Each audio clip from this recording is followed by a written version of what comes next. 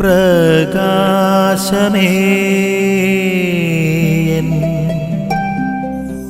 മിഴി തുറക്കുക വേഗം. ഈശോയെ പ്രിയപ്പെട്ടവരുന്ന ദൈവവചന ഭാഗത്ത് തൻ്റെ ശിഷ്യന്മാരെ തിരഞ്ഞെടുക്കാൻ വേണ്ടി പരിശ്രമിക്കുന്ന ഈശോയാണ് നമ്മൾ കണ്ടുമുട്ടുക. മുക്കുവന്മാരായ മീൻപിടുത്തക്കാരായ തൻ്റെ ശിഷ്യന്മാരെ സ്നേഹിക്കുന്ന ഈശോ.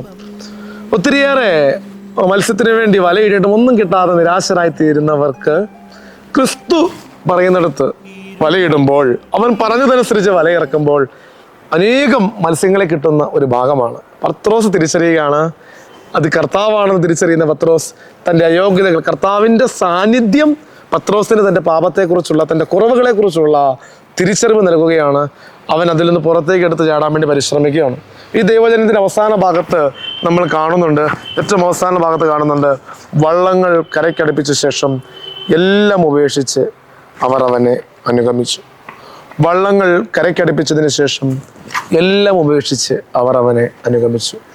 അതായത് ഈശോയുടെ സാന്നിധ്യം, അവൻ നൽകുന്ന സൗഖ്യം, അവൻ നൽകുന്ന അത്ഭുതങ്ങളുടെ ശക്തി, ഇതെല്ലാം തിരിച്ചറിയുന്ന ശിഷ്യഗണം അവരെല്ലാം ഉപേക്ഷിച്ച് ഈശോയെ അനുഗമിക്കുകയാണ്.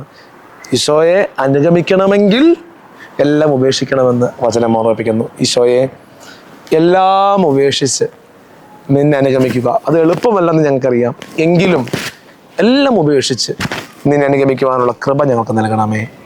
ആമേൻ. നിൻ വഴിയേ നടക്ക